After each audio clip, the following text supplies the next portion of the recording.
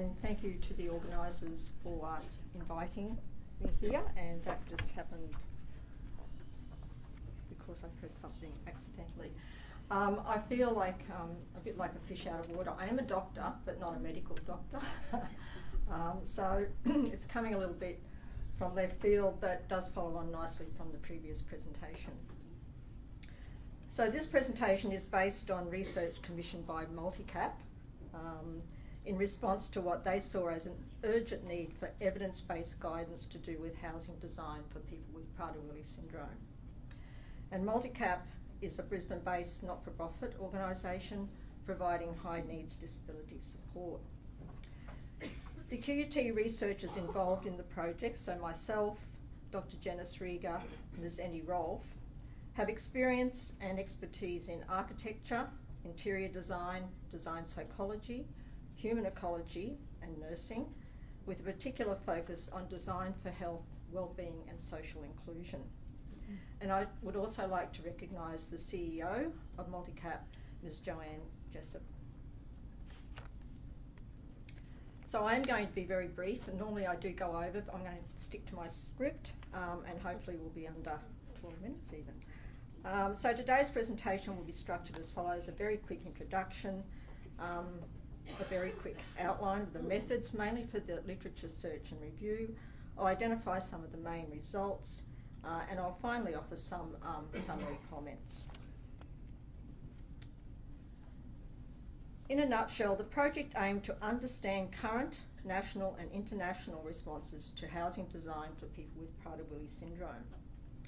And together with an empirical study, which we did undertake but which I won't go into detail today, to identify design potential. So we're looking at the potential for the design of the physical environment to enhance the life and the life of the support workers as well of people with Prader-Willi syndrome. So we're looking for the potential for delivering best practice housing for people with Prader-Willi syndrome. And I mention the word housing here instead of accommodation, although I will come back to that. So in terms of the methods, to guide the project, we developed an initial strategy that, as I will explain, was later revised due to the paucity of Prader-Willi design-specific literature. So this was our initial strategy in terms of the project. It involved a review of Prader-Willi literature to understand it behaviourally and clinically. Well, that was a bit ambitious, wasn't it? Obviously, we're still trying to understand it, and that's evolving. And I've learnt so much today, I should have come to something like this at the start of the project. It also included any environmental design, and when I say environmental design, I mean from an architectural point of view, mainly. So any environmental design related literature we could find. The idea was that this would then inform an empirical study to identify stakeholder perceptions of Prader-Willi syndrome. The stakeholders being those providing care and support, both directly and indirectly, as well as those potentially designing and managing housing for people with Prader-Willi syndrome.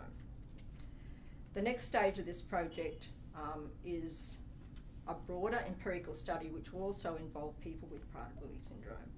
But at the stage of this project, we only had what's called low-risk ethical clearance.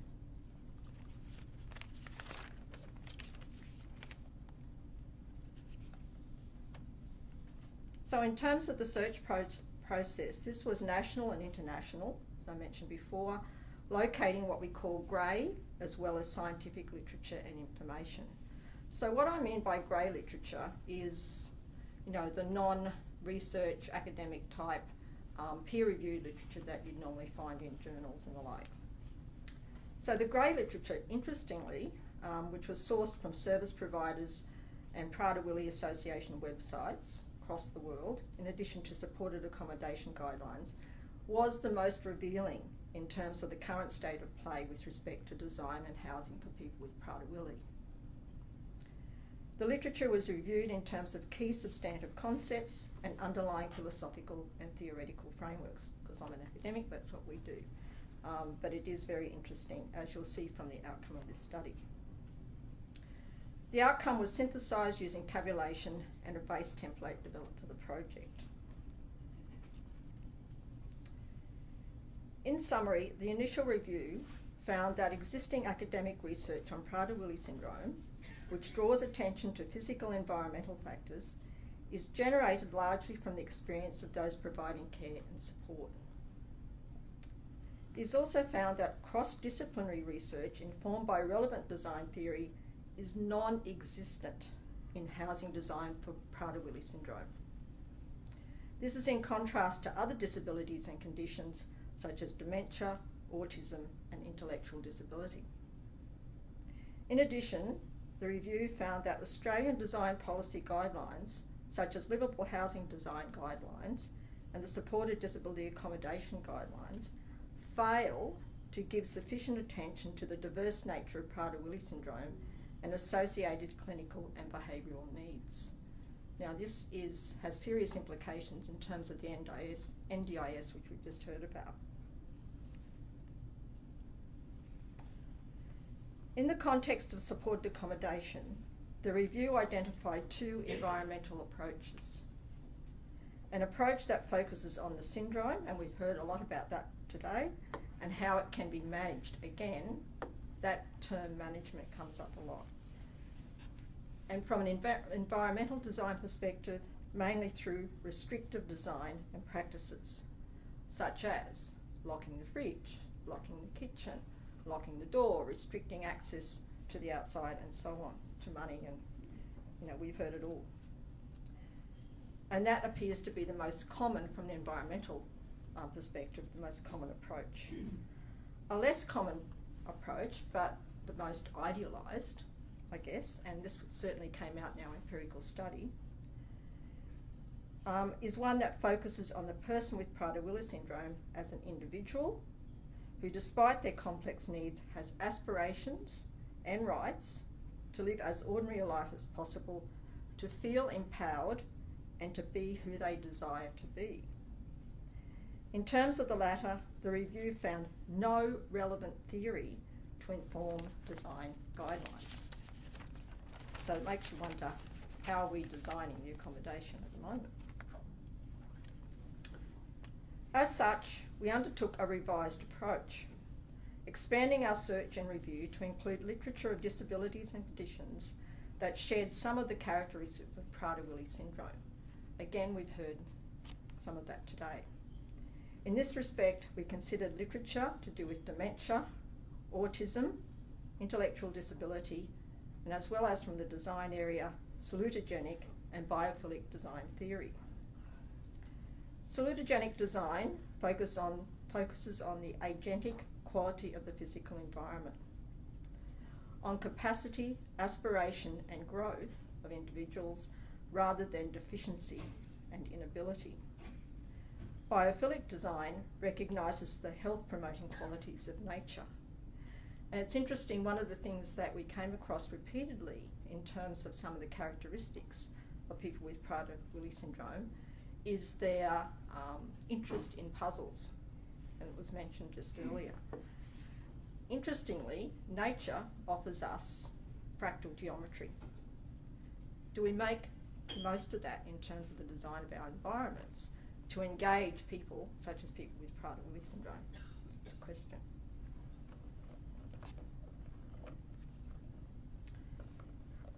This contributed to the development of a model to inform a design, or the design, of comprehensible, manageable and meaningful environments for people with Prader-Willi syndrome.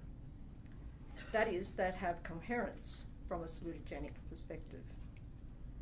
The main elements of this model are three interrelated dimensions to do with health and well-being, freedom and responsibility, and a good life. Interpreted here as an everyday life, where in everyday, normal, inverted commas, activities such as caring for oneself and others, including pets, interacting with others such as family, friends and neighbours, contribute to a productive and meaningful life. So these dimensions, as I've indicated here, have subdimensions or attributes which invite designers to question how, for example, the physical environment would support, I'll give you an example in a minute, in terms of safety, comfort, security, happiness, belonging, creative fulfillment. We tend to forget our existential needs. But again, people with Prader-Willi syndrome, we see evidence all the time of their engagement aesthetically. At the heart of this model is recognition of these dimensions as intertwined and intrinsically connected to an integrated clinical, specialist, behavioural and general support system. And this, I think, is unique, one of the unique things of Prader-Willi syndrome, in terms of thinking about accommodation or housing. It cannot be disengaged from this support system, which is highly sophisticated and complex. So I'm not a Le Corbusier advocate saying the environment's going to solve everything. It's about the two working hand in hand. So this is an example in terms of a safety attribute. And if we look at it cognitively, people with Prader-Willi syndrome struggle to orientate themselves and make decisions, I mean this is generalising, of course, which could have safety implications. Environmentally, this can be addressed through wayfinding that incorporates clearly defined entries and exits, landmarks, organisation of space and circulation, including the absence of obstacles and complex decision points. It's interesting, I've used this model to evaluate accommodation for people with Prader-Willi syndrome, and it generally fails in terms of a couple of these, if not more, of these points, particularly that one in terms of complex decision points. Other environmental responses should also be considered, such as through transparent and predictable design, including design that communicates purpose by manipulating and configuring built form, furnishings, furniture, and so on.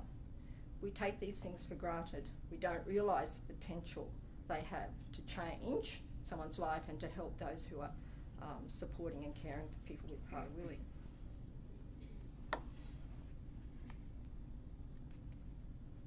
So in conclusion, I said it was going to be brief. And as context to the model, the review, supported by the empirical study, supports the need for dedicated and specialised attention to the design of the physical environment for people with Prader-Willi syndrome and their support teams, beyond that provided currently, including for other forms of disability and complex and challenging behaviour. The review also supports the view that people with Prader-Willi syndrome have the greatest chance of living as ordinary a life as possible, for feeling empowered and for being who they desire to be within a supported accommodation housing model that is Prader-Willi syndrome specific in design and occupancy, and that is underpinned by a support model based on an ethics of care. And there's a quote by Huron there. Doesn't really unpack what we mean by that, but simplistically that's it. And finally, in addition to the empirical study, suggests a model for designing residents that provide a sense of coherence, that is, that enable the residents to perceive a world as comprehensible, legible and transparent, as manageable, support desired activities and enhance coping ability, and as meaningful, inspiring, motivating and restorative. Thank you.